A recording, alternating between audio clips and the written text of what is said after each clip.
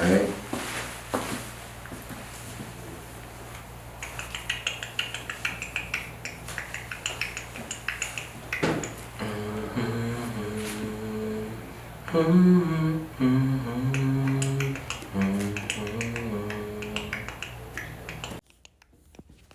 Hey, that was a little beat right there. Yo, what's going on? You're now tuning in to the homie Dev, and this is an interview with my man LZA, and it's about his book, Chaos in Paradise. He's an author, he's a rapper, he's a connoisseur of the arts. I appreciate you coming on to the interview, man.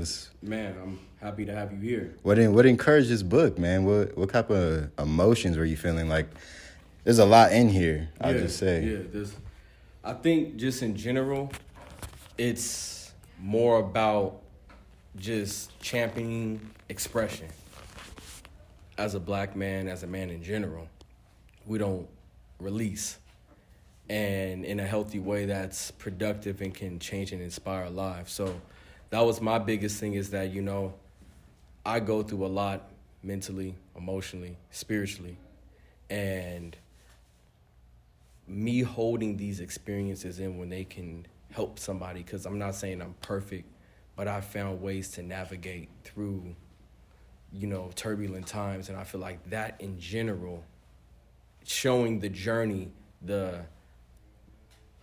from light and journey from light to dark or dark to light, it's the human experience. And that's what I wanted to capture, was the human experience in this book. I hear that. So you mentioned the journey. On my podcast, I talk about the journey a lot. Yeah. And what type of emotions do you feel on this journey? Because, given this book, I believe the first one is Morning in the Sunrise. Yeah. It sounds darker than what it really is, but what can you peel that back for us? So, for me, Morning in the Sunrise and just the book in general, while I was constructing this, depression, anger, frustration,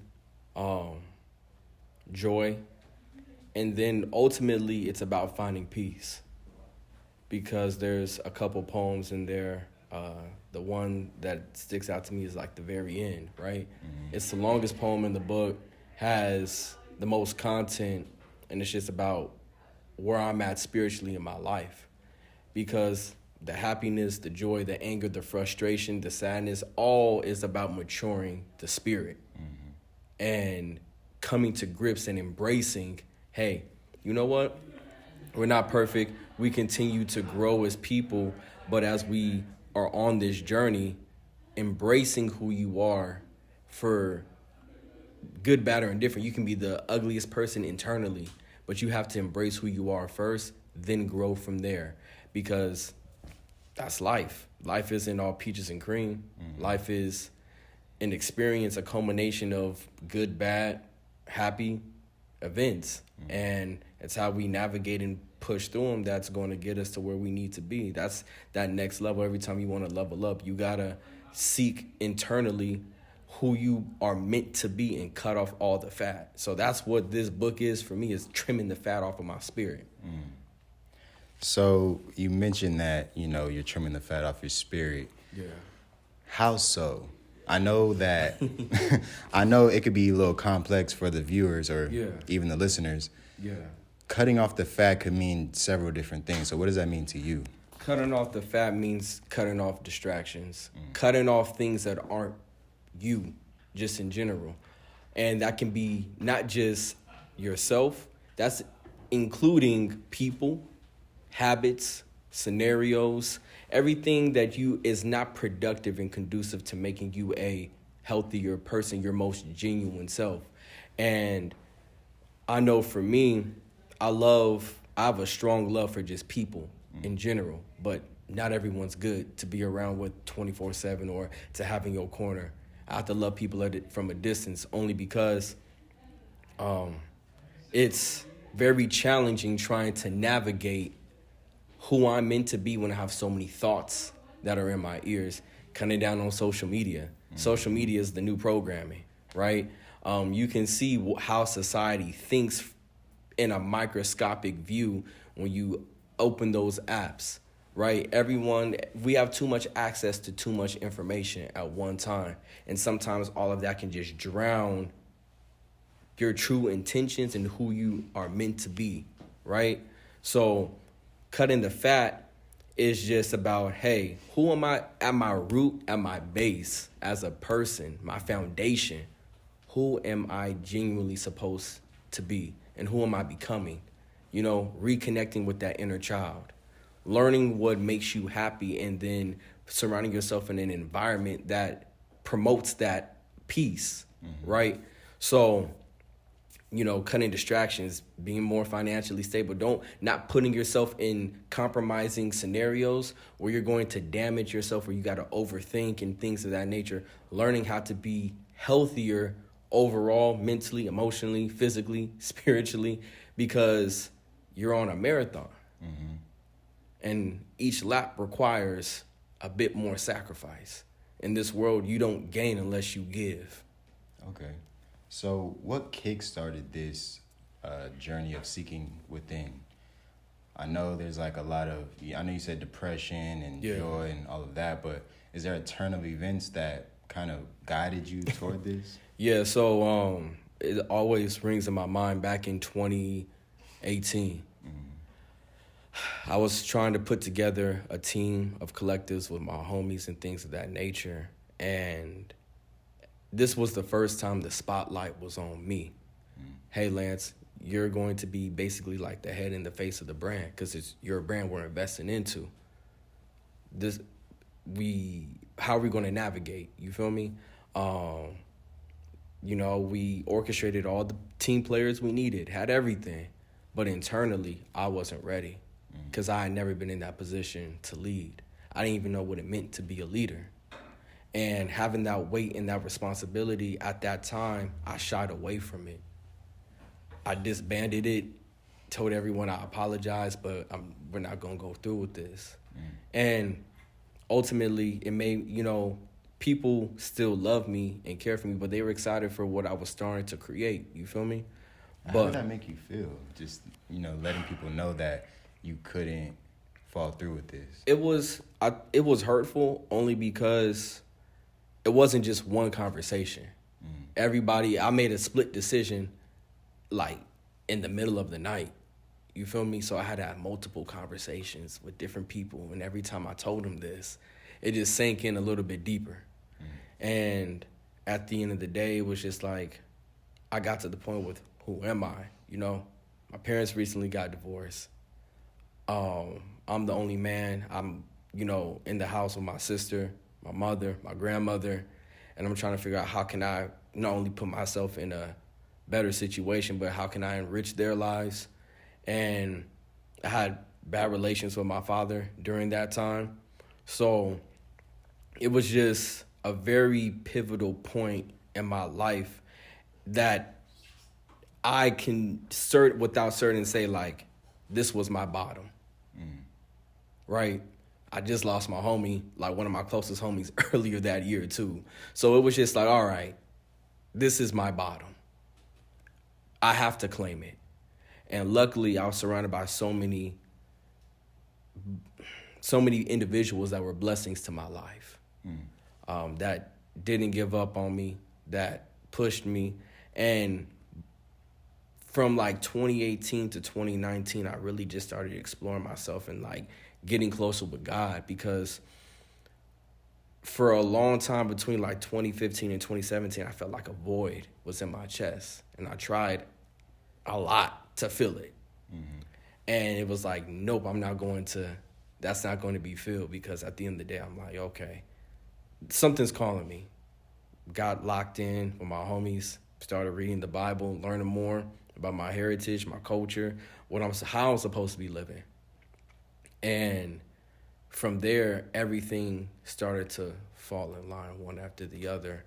I had wonderful brothers like Mills, Rael, my brother Kami, a lot of people that were working with me on that individual time. And since I had to do it all for myself because I didn't have any support, I had to be the leader of my life first, you know? And luckily, like I said, I had people around me that believed in me. On top of that, like Brother Miles, and that just were patient with me during that time.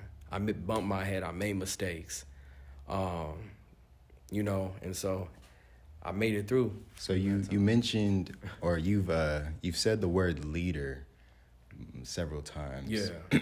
And what I can't get out of my head is your discrepancies with your father during your time of turmoil and all that.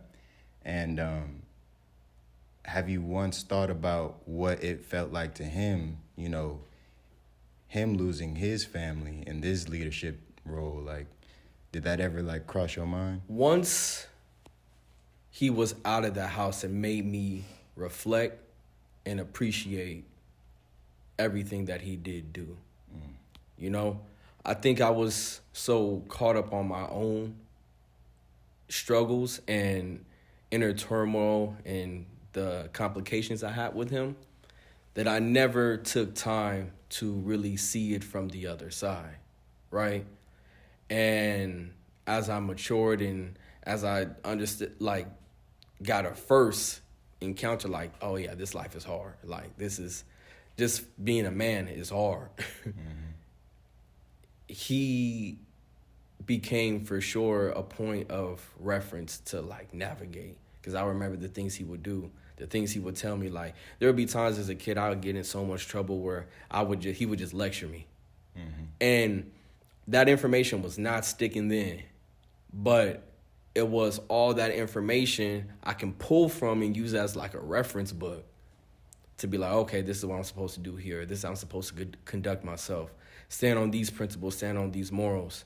And as we continue to heal and grow in a different environment, I guess you could say, I was able to accept him for him. He was able to accept me for me. And we just reconciled. And that's my dog now.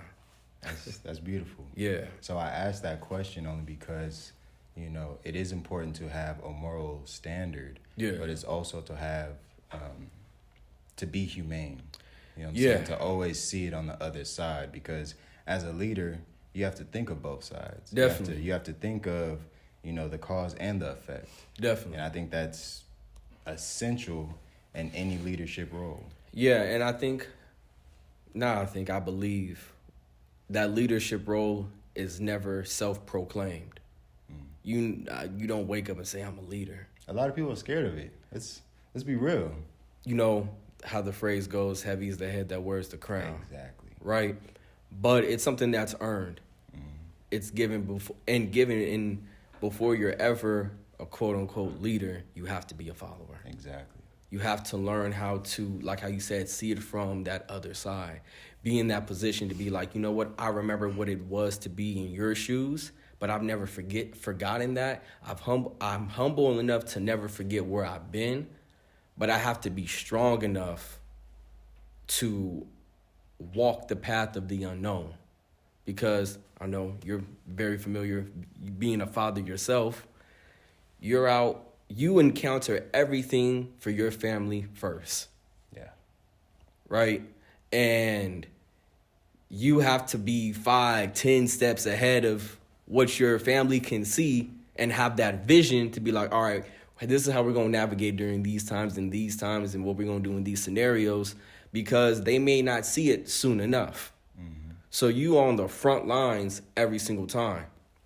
And that's where I just learned, like, in all aspects, whether it's my family, myself, being at the job, or, you know, when it comes to being an entrepreneur, you have to be humble enough to know, like, okay, you know what, we got to work together, and how to pull people in and how to get people to jail.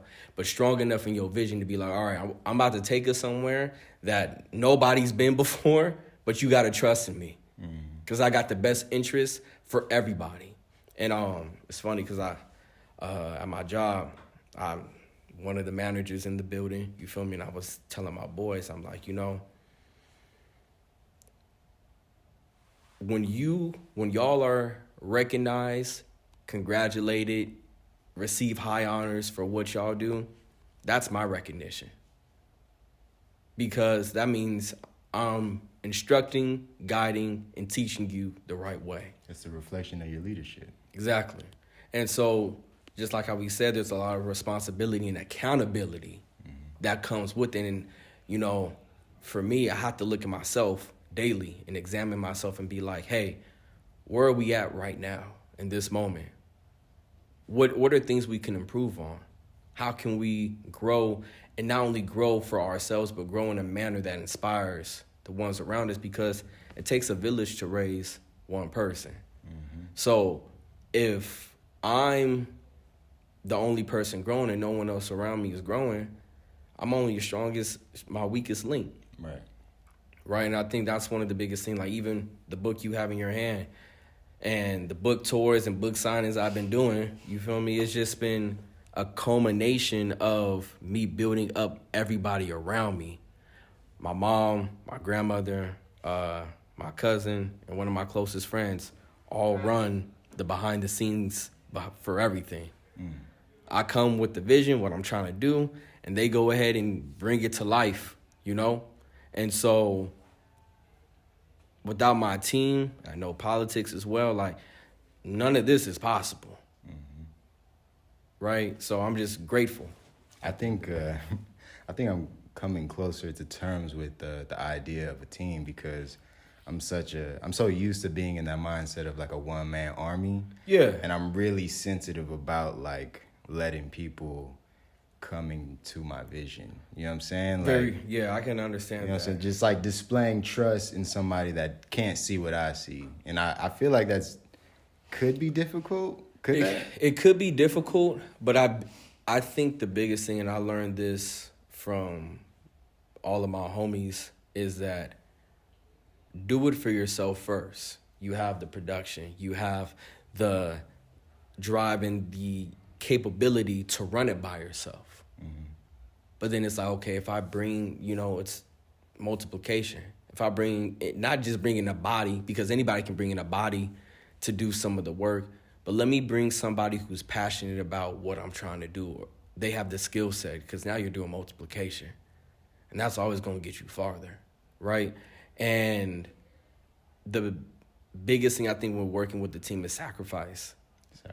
You got to sacrifice. And not in the way where you're compromising the vision, but sacrificing, okay, you know what?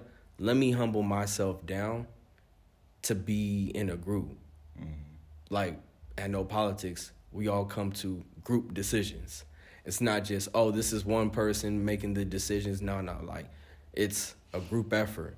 Even with my LZA brand, it's a group effort. We come with ideas, we talk about it, chop it up, and then we all put our stamp behind it. But we all know what goals we're focused on and what we're trying to achieve. And so when you're sure of yourself, you attract people who are going to be on that same wavelength, right? So I brought that up because one of my favorite poems in here is, I believe, Fortune Cookies. Yeah. That one's my favorite. I think it's like the third poem. I think it's like 7. It's page 7? Yeah, there you go. Yeah. There you go, brother. You go ahead. From the author himself.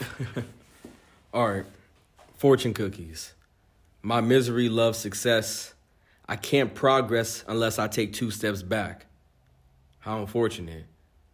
When I look in ponds and see some resemblance of myself, I can't process me being happy unless I undercut that moment with 3 different sins.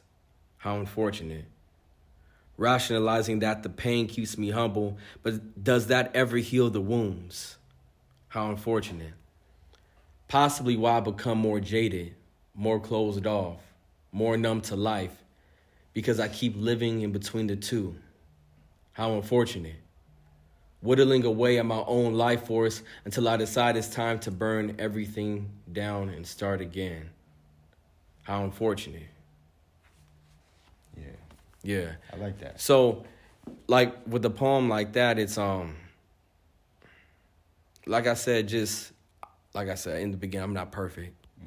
And I have a bad habit of wanting to tear everything down and start again, when maybe it's just some maintenance that needs required. Right. Right? So getting out of those destructive habits, and that's just in all aspects of my life. Self-sabotage is something I really deal with on a daily basis, because to be in this position now, I never thought I'd be here. And I think that's the part that makes me feel uncomfortable. And so for my mental health, I'm like, okay, you know what? Like, something's just always like a voice in the back of my head. Nah, you don't deserve this. Nah, you don't do this. And so I'm like, okay, like, why does that exist? And some of it stems from childhood, bad experiences with people, relationships, all that. Because I know I'm trying to balance, like, my mind is trying to psych me to balance out the good with the bad. But if you're experiencing nothing but good, why try to undercut yourself, right? So that's something where, like, I work through the entire book is, hey, these are the negative parts. And I have no fear telling you these are the parts about me that suck. I hate these parts. I think fortune cookies was a perfect illustration of taking a step back. Yeah. It was a perfect illustration of taking a step back, reassessing, reflecting, and making the decision whether or not you're going to push forward. Yeah. It was naming all of the flaws, but it still left room for growth. And I think that's the biggest thing with just the whole book in totality. I'm not afraid to tell you where my flaws are, where I need to improve, how I can grow. Because at the end of the day, everybody thinks these things. Like, what I'm saying is nothing new. It's just having the confidence to put it out for the public to experience it. So let me ask you this. How much of your inner child is in this book?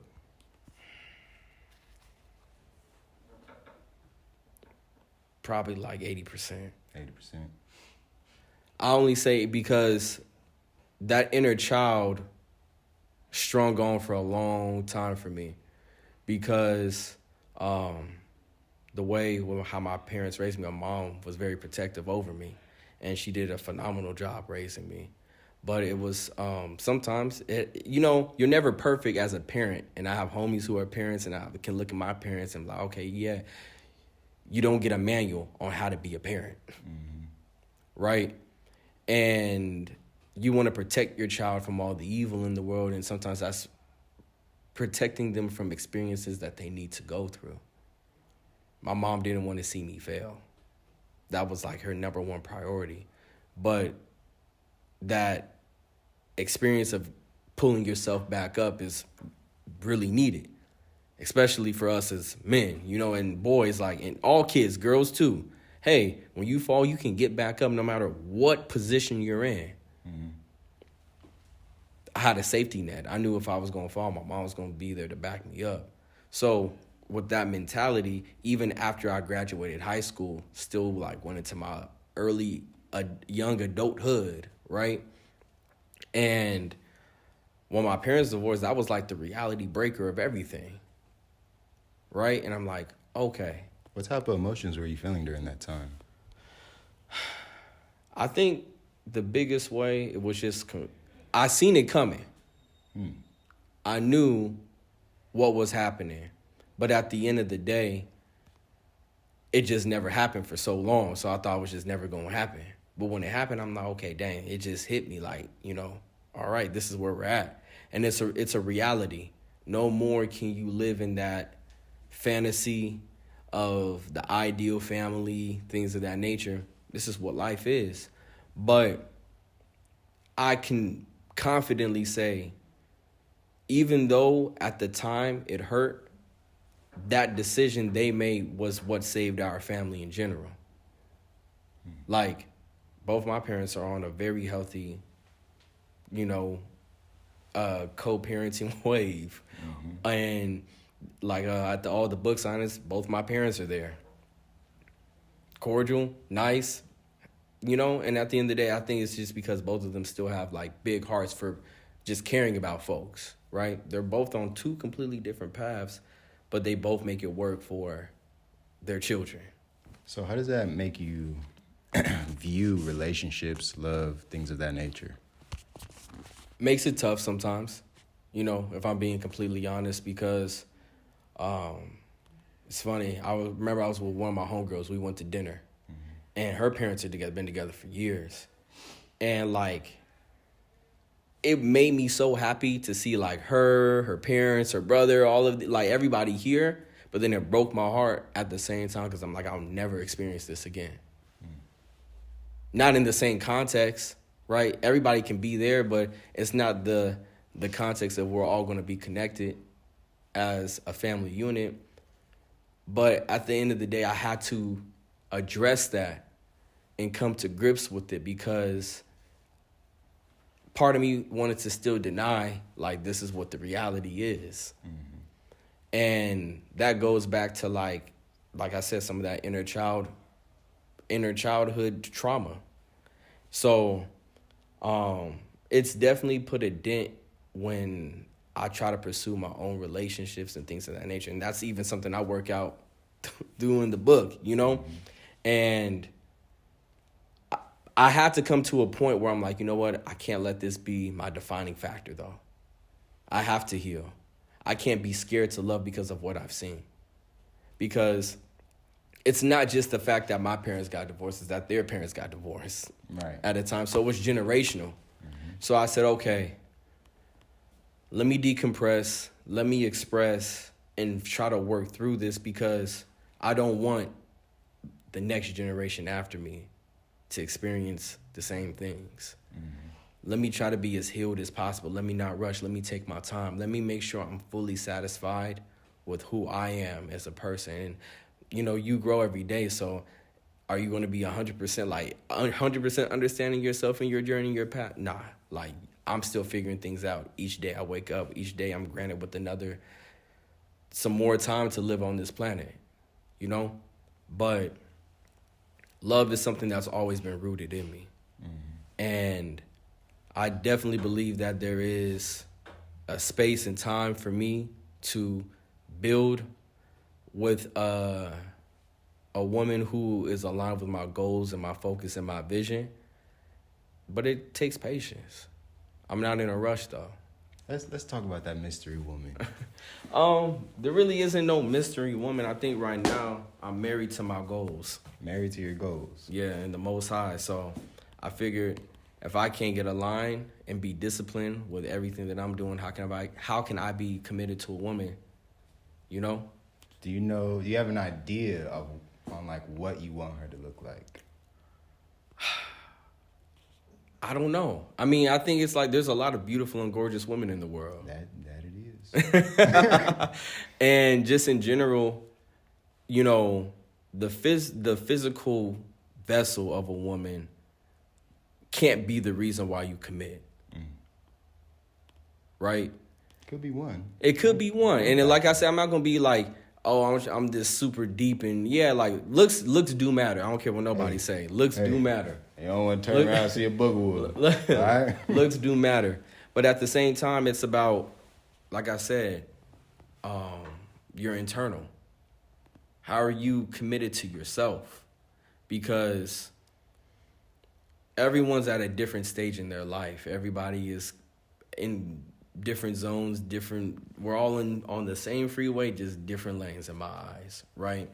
But like I said, if I can't be committed to making sure I'm staying true on my principles, my morals, my vision, then I need someone who's going to be just like that. Because if you aren't committed to making sure you are the best version of yourself for yourself first, we're not going to work. Because you'll never be able to understand the decisions I have to make sure that you're straight. I feel that. I agree with that. So with that being said, what message do you have for the viewer, or not the viewer, but the reader of this? I made every day. Just trying to live them all. All praise. This my perspective on life. I just keep rolling the dice, taking my chances in life. I do it all for the 9. Spend a lot of time on the road that I'm never at home. I'm just giving game to the folks who added alone. I'm turning 25, still finding trouble in love. I just need my space, being single's a hell of a drug. Please don't get my place in your heart now. I gotta play my part now. I can't really fathom both of us living apart now. Anytime, any place, I just wanna show you that you have my faith. I just wanna show you that my love's to stay. I hope when I die they don't forget my name. Legacies, I've been stacking treasure in these 7 seas. Different type of dog, I got the papers to my pedigree. The pressure only makes me stronger, now the money getting taller. Desi G whipped up the beat and now my pen just flow like water. I do this for my loved ones in the grave. I can't even rest till my bank match the stock exchange. We've been busting plays, making moves on the interstate. This ain't nothing new if you a fan of my mixtapes.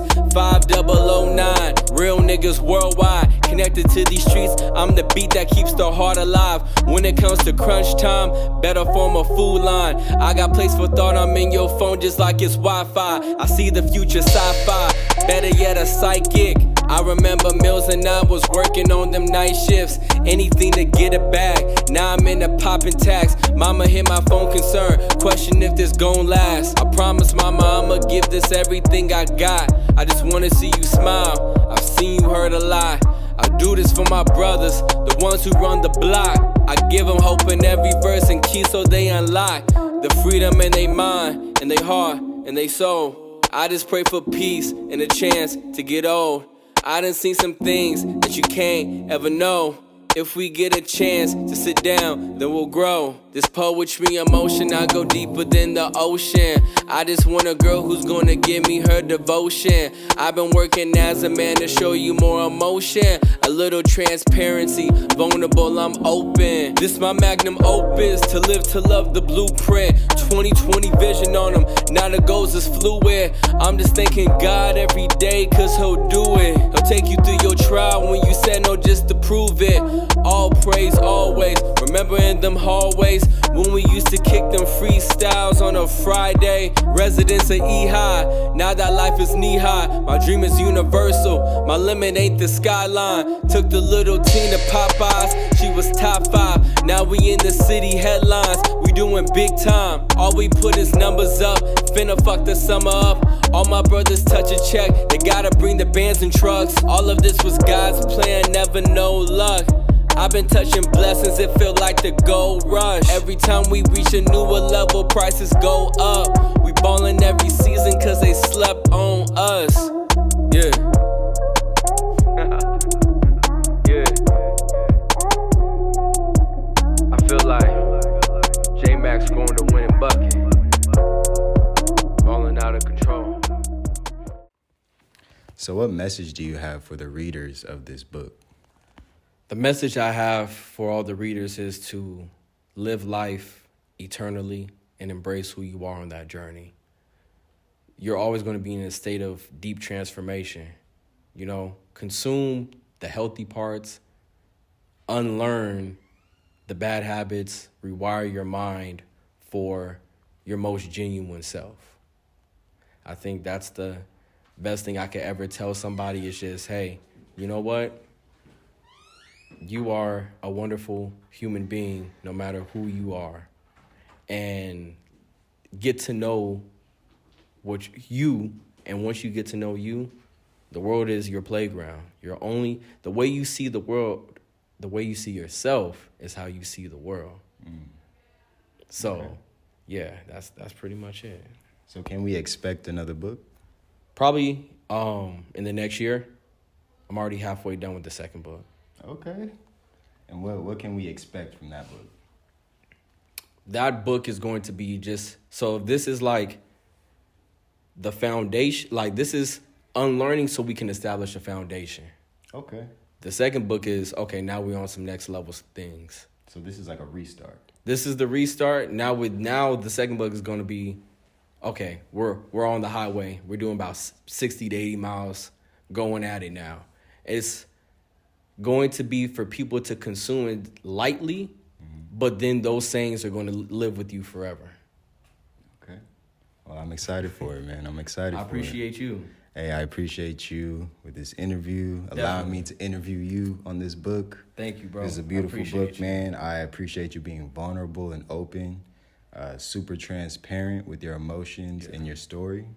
I think it's well illustrated. Thank you. I expect more, man. I expect more. We got a lot more coming. A lot more music, clothes, books. There's never anything off the table when it comes to myself and the people in my corner. Okay, so let the people know where they can follow your brand and. Okay. What's up, everyone? It's your boy LZA. This has been the Homie Dev Podcast. If you want to tap in and find out more about me, go ahead and go to longlivelza.com. That's longlivelza.com, or tap in with me at all social media platforms at longlivelza. Yes, sir. And this is the Homie Dev. This is my man LZA.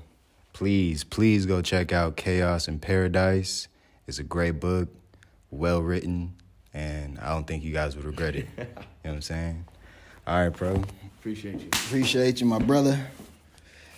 And that's a wrap. Peace.